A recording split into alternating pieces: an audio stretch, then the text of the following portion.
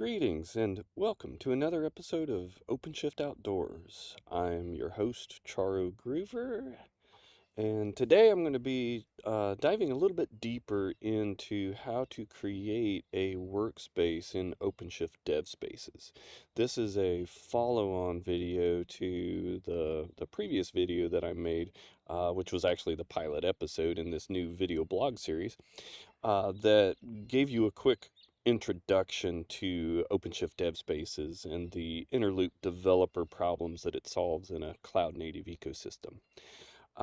As I mentioned, this blog series is called OpenShift Outdoors, and so if it looks like I'm sitting in a marine setting, that's because I am. I am currently sitting on the bow of our sailboat. We're docked in a slip in the marina, and so I've got the camera pointed back so you can have a nice view of some nautical stuff while I walk you through this workspace. So what I'm going to do is I'm going to flip over to sharing my screen, go into the dashboard for OpenShift Dev Spaces, and walk you through how I built the workspace for the demo that I used in the overview that I did. So without further ado, let's dive into it.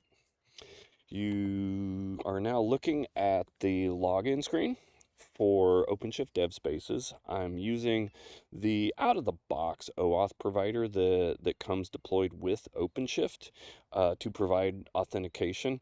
In some later videos, we'll talk more about the other options, but it's pretty wide open. You can basically bring your own OAuth 2.0 provider and use OpenID Connect to wire it up to whatever your enterprise happens to be using. So let's go ahead and log in. I'm going to log in again as my unprivileged user, and it drops me into the dashboard where my workspaces are currently sitting. You can see from the lack of activity here that they are all currently idle. I'm going to go ahead and fire up the workspace that I showed you in the overview that has a full stack demo app in it that I built. A very simple app. It's a Quarkus microservice that's providing a REST API with a backend that is using a Postgres database for its persistence layer. And then the front end is provided by a really lame Angular user interface that I wrote for this demo. So here we are. The workspace is up and running. Doesn't look very interesting because I had actually closed everything down, but if I had had files open and was even sitting in a file for edit, this workspace on restart would have brought me right back to where I had left, which in fact it did. It brought me back to the everything closed state that I left it in. So let me take you on just a quick tour of what it takes to build a DevSpaces workspace. Okay, and this is not a a default or an out-of-the-box workspace. DevSpaces will work with a Git repository that has nothing configured in it, and in fact, in a later episode of this series, I'll show you how to go from nothing to having a bespoke workspace for your project. Today, we're just going to start with a bespoke workspace. And this workspace, I say it's bespoke because it is crafted for this particular project. Okay, so think of this like a business application that is managed by a product team of developers. In this case, it might be a full stack team. So there's UI UX developers, and there's backend microservice developers. There's platform engineering skills. So this is a full stack team. And this full stack team is very collaborative, works in an agile fashion, and given that they need their workstations or their development workspaces to be set up so that there's consistency across the tooling that the team is using, that the team can context switch between front-end development and back-end development and engineering any of the collaboration layers like messaging or databases or things. And this simple workspace is set up to show you how that works. So, like I showed you in the original interview, this workspace is actually cloned from 3 Git repositories that you can see here in the left-hand bar. The back-end microservice is in this repo, the JDemo app service. The front-end UI is in this repository. We're not going to talk about either of them today. Today we're going to spend our time focusing on this third one, which actually doesn't have any of the business application in it. This is a repository that I created that in an enterprise setting would be managed by somebody either on the team or as part of another team that was in a platform engineering role. And in an ideal situation, a lot of the componentry in here will be automatically generated and will be generated through self-service via an internal development portal or something like that. Eventually down the road, we'll get to talking about Backstage and Red Hat Developer Hub, which is a distribution of Backstage. But for now, I'm just going to focus on the pieces and the parts that make this thing up. This all came from a GitHub organization that I created right here that originally was part of a blog post from a while back. This blog is being converted into a video blog series, which you're watching one of the episodes right now. But this organization, I created it so that I could show you the encapsulation of the pieces of a full stack workspace. Okay, and so you can see all the repositories are here. This first one, the JDemo app, that's the one that I have in the workspace that I'm going to walk you through. And the tooling that is in here starts with this file here called the Devfile. The Devfile is a YAML formatted file, and it defines for the dev spaces operator what your provision workspace should look like and how it's configured. Okay, so if I come back over here to the workspace, and in VS Code I pull up the devfile.yaml, I'm going to start at the top. There's a few header things that are always in a dev file. The schema version, in this case I'm using schema 2.2.0. Attributes, which will vary the behavior of the underlying workspace that gets created. In this case, I'm specifying one attribute that I want the storage provisioned for this workspace to be a workspace specific persistent volume claim. So this attribute right here results in, if I come over to the OpenShift cluster that this workspace is running in, and come down and show you the persistent volume claims,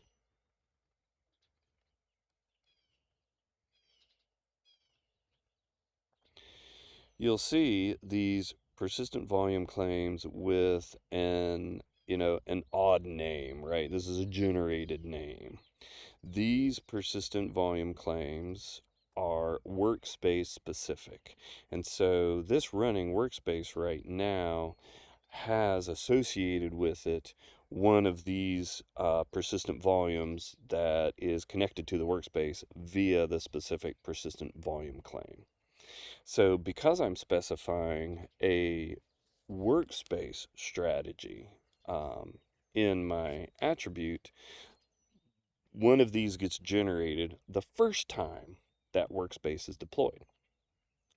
That is what gives my workspace the ability to persist across restarts.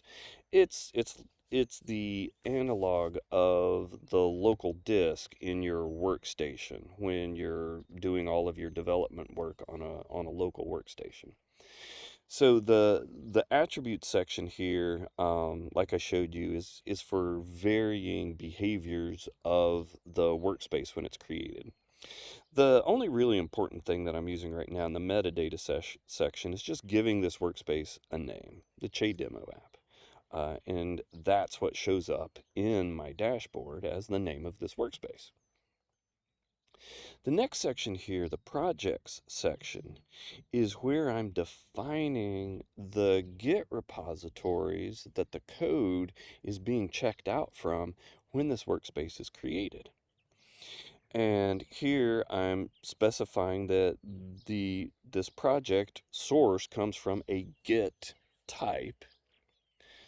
It is checking out from a remote that is named origin, and it's checking out a revision or branch that is main. Now, the remote in and of itself doesn't really mean anything. You can see that there's an additional section down here called remotes, where I have defined origin, and there's its URL. So there are 3 of these. One for the tooling component of this that has the dev file and a few other things, which I'm going to get into. And then the 2 code repositories that are actually part of the project. Okay, so that's where the code is coming from in this particular workspace. The next section down is the components. And there are multiple types of components. In just a minute, I'll pop over to the website where you can look at the documentation in more detail about what makes up a dev file. For now, I'm just going to walk you through the components that are in this particular workspace. The first one here is named Dev Tools, and it is a component of type container. The first thing you see in the next line down is the image URL that this container is going to run. In this case, it's coming out of my Quay.io account, and it's the Che Demo app container. This app being a Che Demo app, this implies to you that this container image right here was created specifically for this project. Okay, and that's one of the most powerful things, in my opinion, of OpenShift Dev Spaces, is it effectively allows you to swap out all of your tooling, all of your dependencies, all of your installed collaboration software simply by changing workspaces, because every workspace can be configured for a specific project or set of projects that make up a product that you might be working on. The rest of this is resource requests. In this case, I'm saying I'd like to have, at the beginning when this thing starts, a gigabyte of RAM. And I'd like to have available 500 millicores of CPU. I'm also setting some limits. I'm saying I don't want to grab more than 8 gigabytes of RAM, but I want this workspace to be able to burst up to 8 gigabytes of RAM. And I'd like this container to be able to burst up to 2 cores. This allows me to grab reasonable levels of running resources for, most of the activities that I do, but allow the workspace to burst up for when I'm running a build or I'm running the full stack, a Postgres database, the front end, the back end, and I'm doing live coding and debugging and testing. There are occasions where it's going to need to burst. It's going to need more memory. It's going to need more CPU. This setting right here allows me to specify those things. This field, mount sources being true, this is simply saying I want you to take the sources that are defined in this project and I want you to expose it inside of this container as a volume. And I want that volume to be mapped to the path /projects in this container. The next section here specifies environment variables that I want to be present in the shell when this container is running. I'm going to point out one right here, this VS Code default workspace environment variable. This is a DevSpace's specific environment variable that tells the workspace to look in this path for a VS Code workspace that it will automatically open. It was this environment variable that actually resulted in the fact that when I started this up, my workspace was already open from a VS Code perspective, and I didn't have to do anything with it. I'll show you this workspace file here in a minute after we get done with the tour of the Devfile. After the environment section, I've got a couple of volume mounts specified. There's two of them. I've got one that's called M2 and another one that's called NPM. They are what you would imagine. They are persistent spaces within my ephemeral home directory. Because for this particular workspace, I'm not persisting by home directory. It gets reset every time I start the workspace. But my Maven cache and my node dependency cache, those are persisted. So when I run a build or I run a restart, I don't have to wait for all of my dependencies to be re-pulled from wherever my Maven Central or my Maven mirror of a Maven Central is, and the same thing with my node dependencies. The next section down, this is a very important one, endpoints.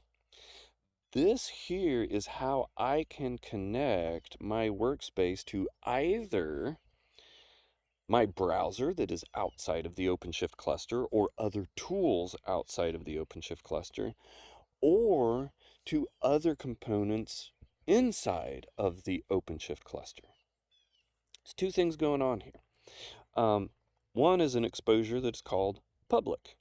That is, like it says, it creates a route, an OpenShift route that is connected to the service, the Kubernetes service that gets layered on top of this workspace, that is wired to port 4200, and it exposes this route as an HTTPS route with a generated URL, so that when the app that is listening on 4200 is running in my workspace, I can connect to it with a browser or with Hopscotch or Postman or whatever other tooling you might need to test your API endpoints or your UI UX, things of that nature. This one called debug that is exposed internal, and the next one down, DT socket, that is exposed internal, those are only available within the OpenShift cluster, but they are exposed by the service, so things inside the cluster can talk to them. If I put an exposure type of none here, then it's not exposed at all, but I can still get to it from the running container. Okay, so there's three levels basically. None, I can still access it from the running container, so I can do debugging, I can do other things. Internal, it's only accessible within the OpenShift cluster, and public, it's exposed as a route outside of the cluster. So that pretty much walks you through this particular definition for a container. There are two other containers in this workspace that I'll walk through because they both have different purposes. This next one down here that's named Postgres is exactly what it sounds like. It's a Postgres container. It's pulled from this image right here, Postgres 15. It has its own memory requests limits. I didn't specify CPU on this one. I'm taking the defaults that the workspace is going to create when the workspace is created. Again, I'm also mounting the sources in this case. Because there may be configuration and things that I need to get to that I want to keep in my Git repository, so I can include SQL scripting or things of that nature to initialize or modify or test. Doing the source mapping allows me to have code in one of these projects that I need to use to manipulate the database directly within the container. With that exposure, I can do so. This also has a volume mount, PG data. This volume mount gets created on my persistent volume claim, so the data that is in the database is persisted across Workspace restarts. If I want my database to be ephemeral in nature and always wake up in a new world when my workspace starts, I just don't include this volume mount. There's also an endpoint. It's internal, so this database is not being exposed outside of the OpenShift cluster.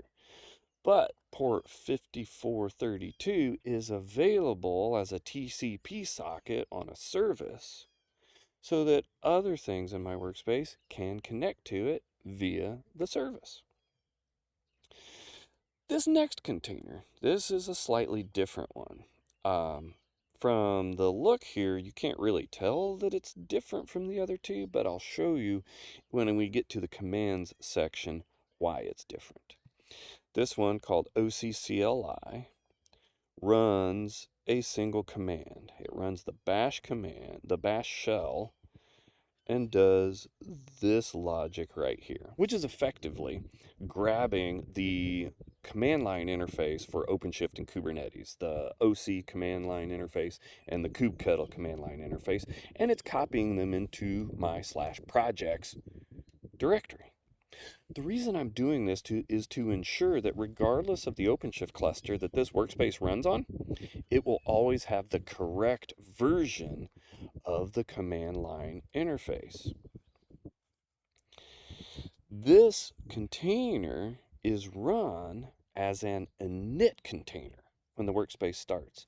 So once the workspace is up and running, this container right here is actually no longer present. It has run, it has completed its task of copying these files, and it has stopped. It also has memory request and memory limit. It also is doing a mount sources because in this case, I don't need to get to the projects code, but I do need to get to the /projects folder. And so this is an example where using the source mapping allows me to take things from within one container, drop them into my running workspace for use within the workspace. The last things before we get to another section, the last components are 2 volumes, actually 4 volumes, apologies. There are 4 volumes here named projects of 4 gigabytes. This is going to say I want my /projects folder where all my code and stuff goes. I want it to be 4 gigabytes. I want to allow 2 gigabytes for my Maven cache. I want to allow 2 gigabytes for my Node cache, and I want 2 gigabytes for my Postgres data. The logic of the workspace creation takes these, adds them up, and creates a persistent volume claim that will fit all of that storage, and then it creates the mount points on top of that persistent volume claim and attaches them to my workspace. This next section is a very interesting and flexible section. Commands. Commands in your dev file give you the ability to execute things either as tasks, as I showed you in the overview. These tasks that show up here come from these exec commands. These exec commands have a common pattern. They have a command line that says do something. They have a component that you want them to do something on. So in this case, the Maven package command is going to run on the dev tools component. This one right here. So each of these, and you can see they can be fairly complex. In fact, this one right here that I'm going to show you, the start Node.js local development local service, this one runs this command line right here that is calling a shell script, which is in this tooling project. And the shell script right here is one that I created as part of the platform engineering for this workspace that allows me to do some configuration against the Node app. This is actually the little piece of secret sauce magic that because Angular doesn't have a dynamic way to inject configuration, before the app starts, I am using the good old sed command to modify the dev configuration environment for that app so that when it fires up, it has the dynamic route that was created for the backend microservice, and thus my Angular app, which is running in my browser, being served up from my workspace, can talk to the Quarkus microservice that is running in the container in my workspace. I'm going to say that again a little bit slower. When the Quarkus microservice starts, it's going to attach to a port that, because of how I've configured this workspace, is going to be exposed as a route. That route looks like this. You can see it's auto-generated and it has some OpenShift cluster specific information in it. And as a result, there's really no way for me to put in my Angular UI the configuration that it needs in order to connect to the backend microservice. So what happens is when I run that task that I was showing you that's defined in the dev file, it executes that shell script that I wrote right here, which constructs the environment variable to point to that OpenShift route that was generated, sets that route by doing an OC getroute command with those variables that it put together, grabbing the host spec out of the JSON that's returned from that API call, and then using the sed command to inject that into this environment file that's in the Angular app. So this is an example of something that a developer might struggle with, that they would have to do every time they started up their app ecosystem or needed to collaborate with somebody else, because it's not listening on localhost, right? 127.0.0.1. It's listening on a real HTTPS route like it would be in production. But by doing this little bit of engineering up front, I reduce the workload on the developers so that all they have to do is come over to the task manager, fire up the Quarkus app in live development mode, fire up the Node app in live development mode, and get to coding. So you can see HTTPS Quarkus is listening on port 8080 in the workspace now, and if I come back and show you again those endpoints, you can see this is now a live endpoint that I can connect to. That live endpoint was injected into this environment.development.typescript path that got dynamically created for the Node app before it started. And so there it is. And so now my running UI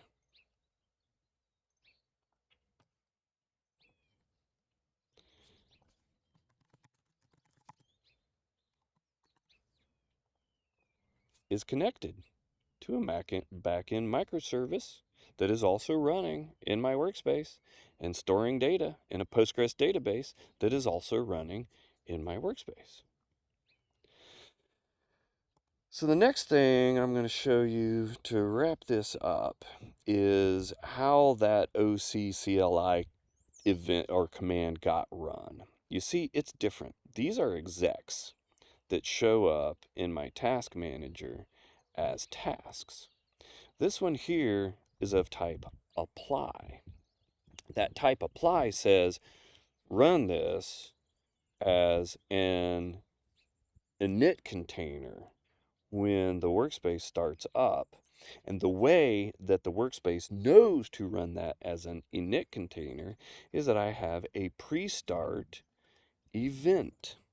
Events are another section where you can do things when your workspace is starting up before it starts, post-start after it starts, or before it shuts down. That's a pretty quick tour of a reasonably complicated dev file. The last thing I'm going to show you is if you go to the site devfile.io. This is where you'll find the documentation on that specification for dev files. Devfile.io. Click on the docs link right here and you'll pretty much find what you need to know beyond what I just showed you in this relatively quick little video. So I hope this has been helpful for you, and I hope this takes you a little bit further on your OpenShift Dev Spaces journey. I'll see you next time in OpenShift Outdoors.